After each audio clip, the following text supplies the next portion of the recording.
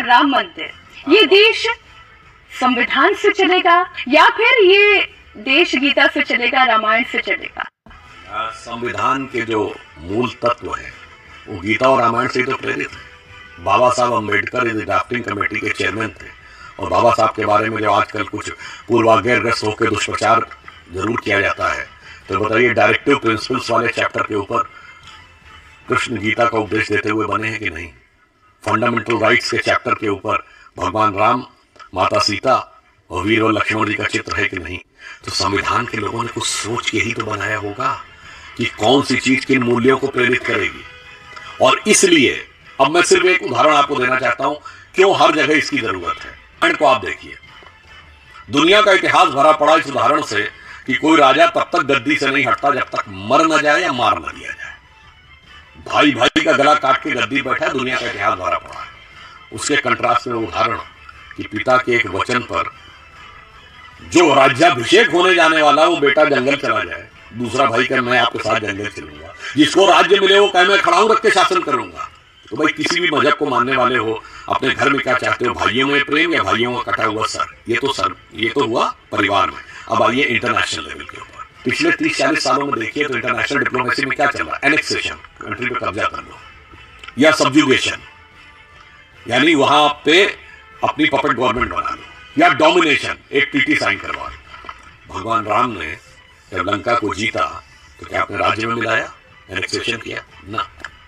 क्या उन्होंने वहां कोई अपना डेप्यूटी बैठाया कि लक्ष्मण से कहा आज से तुम इसके राजा हो गए? ना। सब्जुगेशन में नहीं किया। क्या कोई ट्रीटी साइन कराई? नहीं। एनेक्सेशन में नहीं किया। कहा बस अपने अपने धर्म का पालन करो।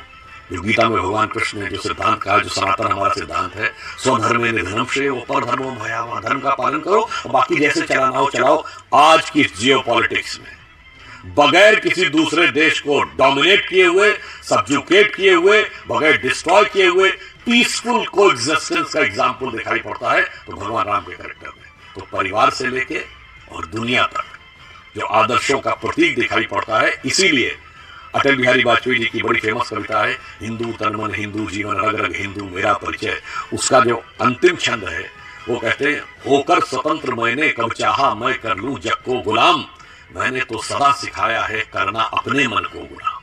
गोपाल राम के नामों पर कब मैंने अत्याचार किया, कब दुनिया को हिंदू करने घर घर में नरसंहार किया। कोई बतलाए काबुल में जाकर कितनी मस्जिद तोड़ी, भूभाग नहीं शत शत मानव के हृदय जीतने का निश्चय। हिंदू तन मन हिंदू जीवन रग रग हिंदू मेरा परिचय।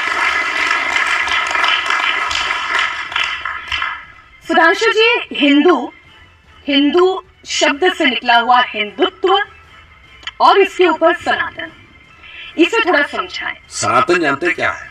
जिसका कोई आदि और अंत ना हो, शाश्वत है। शाश्वत। अब आदि और अंत कहां पे नहीं होता है? जानते किसमें नहीं होता है? आप सर्किल को देखिए, सर्किल के सर्कमफ्रेंस पे आप चलिए तो उसका एंड नहीं मिलेगा, कंटिन्यूअस चलता रहता है। और हमारे यहाँ हर चीज चक्रीय मानी गई है, काल भी चक्र है। और भारत की धरती पर जितने धर्म संप्रदाय हुए उत्पन्न हुए, सब में एक चीज कॉमन है, ये पुनर्जन्म को सब मानते हैं। तो जो परपीचुअल होगा वही सनातन को समझ पाएगा। जो जिसको समझ में आता है कि एक स्टेज पे जाके चीज रुक जाती है, वो कैसे अनादि अनंत को समझेगा। जैसे ये यहां से यहां तक आप एक लाइन देखिए तो ये स्ट्रेट लाइन नजर आती है। क्या स्ट्रेट लाइन है क्या? जब तक आपकी सोच और दृष्टि छोटी है आपको स्ट्रेट लाइन नजर आ रही है। 36,000 किलोमीटर जाके जियो स्टेशनरी ऑर्बिट में देखिए तो ये अर्थ के रेडियस के सर्किल का आर्क है, तब ये सर्किल नजर आएगी। विराट दृष्टिकोण होगा तो सृष्टि का चक्रीय क्रम नजर आएगा, तब आप सनातन को समझ पाएंगे। तो फिर ये हिंदुत्व, ये आइडियोलॉजी ये कहां से आई फिर? देखिए, ये बहुत ही एब्सर्ड बात है कि हिंदू और हिंदुत्व में अंतर है। मनुष्य मनुष्यत्व में कोई अंतर है क्या? भारत और भारतीयता में कोई अंतर है? पुरुष और पुरुषत्व में कोई अंतर है? मनुष्य मनुष्यत्व में कोई अंतर है क्या? भारत और भारतीयता में कोई अंतर है? पुरुष और पुरुषत्व में कोई अंतर है? स्त्री और स्त्रीत्व में कोई अंतर? केवल इलॉजिकल बातें कही जाती। बस अंतर जानते क्या है?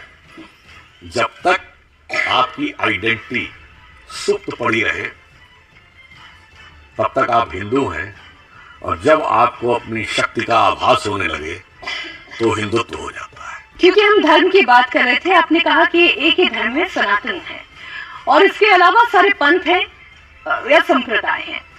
तो मेरा प्रश्न ये है कि ये देश धर्म से चलेगा या फिर ये देश सौहार्द से चलेगा या नफरत से चलेगा? क्योंकि आज की परिस्थिति कुछ यही कहती है कि धर्म बड़ा या देश बड़ा। देखिए, ये देश धर्म के ही भाव से चलता है, क्योंकि हिंदू धर्म ही एक ऐसा जिसमें विनम्रता से कहना चाहूंगा, आप कहीं लिखा दिखा दीजिए कि गैर हिंदू के साथ कैसा बर्ताव करना चाहिए, कहीं नहीं लिखा है।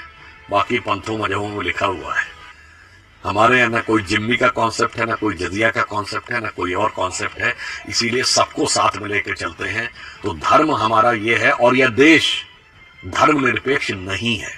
इसीलिए जो official translation of Indian constitution है उसमें कहीं धर्मनिरपेक्ष शब्द नहीं है, वहां पंथ निरपेक्ष शब्द है। मगर इसके बावजूद एक फर्जी शब्द गढ़ा गया, धर्मनिरपेक्ष धर्मनिरपेक्ष धर्मनिरपेक्ष। वो इसलिए किया गया कि भारत की जो जैसे धर्म की जो परिभाषा है वह है धृति क्षमा दमोस्तेयम शौच इंद्रिय निग्रह धी विद्या सत्यम अक्रोधो दशकम धर्म लक्ष्मण। तो धैर्य है, विद्या है, क्रोध न करना है, चोरी न करना है। इनमें कहीं क्या किसी एक पूजा पद्धति का नाम है? ना। किसी एक किताब का नाम है? ना। किसी एक कोई मैसेंजर ऑफ गॉड का नाम है? ना। और आपको करो ये मनुस्मृति में लिखी है धर्म की परिभाषा, इसमें कोई कॉन्फ्लिक्ट नहीं है। हाँ, कॉन्फ्लिक्ट वहां पे आता है जब आप कहते हैं जो मैंने कहा ये फाइनल है, इसके अलावा जो भी है वो उसको हिकारत की नजर से देखना है, तब समस्या आती है। इसलिए भारत में यदि सबको साथ में लेकर चलना है तो वो केवल हिंदू धर्म के भाव के साथ आप साथ लेकर चल सकते हैं। और इसीलिए जहां जहां हिंदू धर्म का प्रभाव खत्म होता चला गया, जहां हिंदू घटा वहां देश बटा।